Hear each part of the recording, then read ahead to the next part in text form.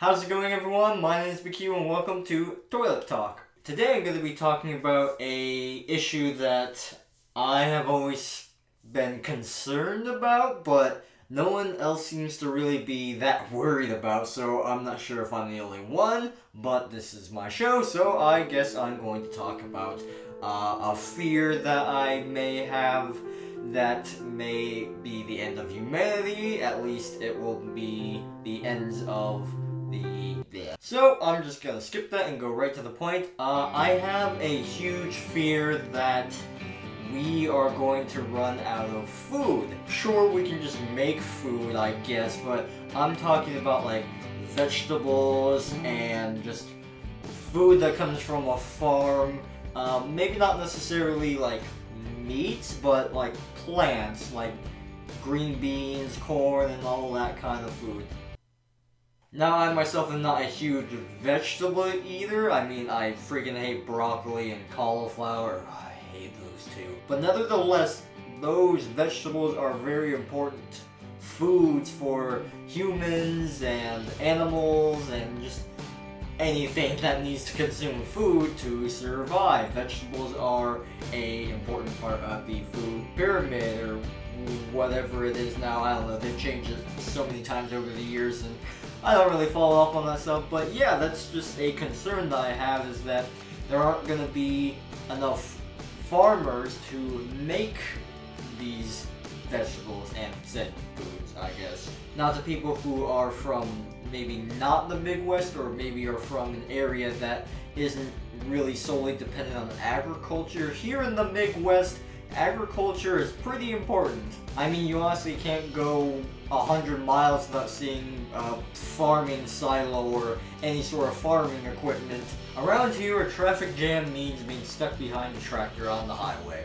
But yeah, going back to people not wanting to be farmers, yeah, that's kind of a concern that I have. I mean, again, not very many people that I've met seem to really think that's a problem. And there are researches and advanced in science-y stuff about people genetically altering food to make more food, and then that's a whole nother discussion whether it's ethically right to genetically create food, if it's the same, if it's different, but I might have that for another talk. But right now I'm going to focus on just what I'm afraid of, and that's no more farmers. With today's technology and today's just growing industry and marketing for just technology in general and computers and the internet, just people don't really want to be farmers. I mean, granted, farming is a hard work, and it's not just something simple that you could do. I mean, back in the day, you were able to just buy a 40-acre piece of land and just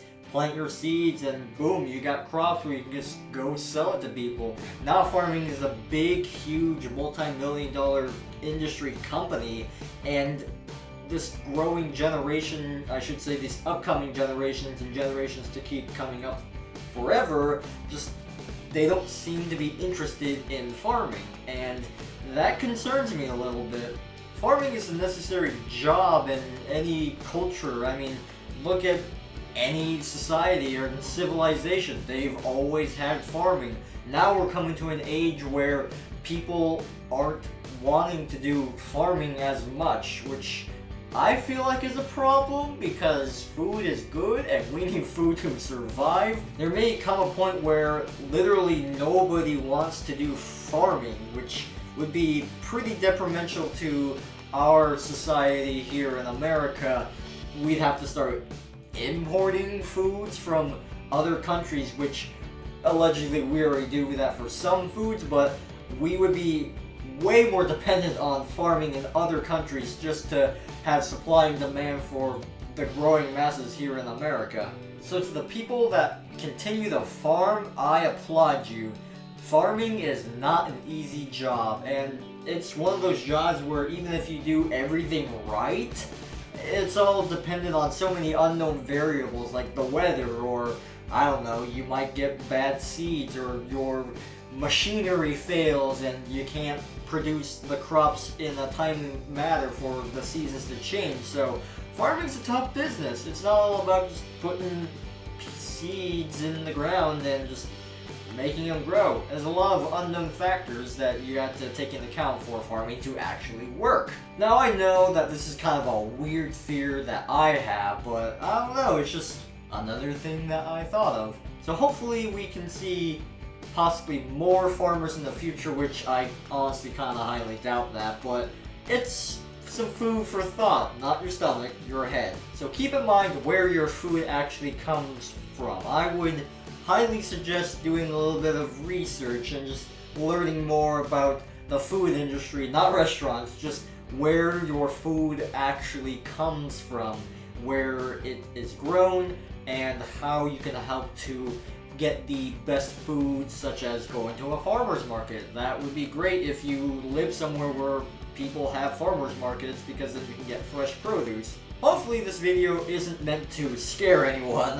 This is just kind of a fear that I have, and hopefully it doesn't really come into fruition. Hopefully science can advance itself so people can make food, I don't know, splicing DNA or whatever sciencey things, because science can, and hopefully people can move past it being saying like, oh, we can't eat this because it's genetically made and I only eat fresh, real food.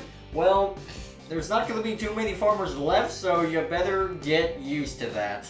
And that is where I'll end this episode of Toilet Talk. Thank you so much for watching this episode, and thank you so much for taking the time out of your schedule to watch this video. Be sure to click on any of the annotations for other videos that I've done.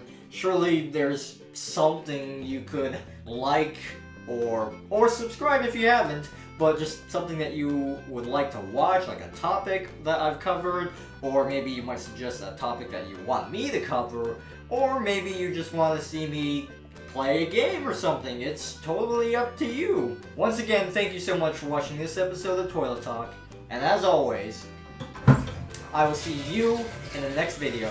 See you later.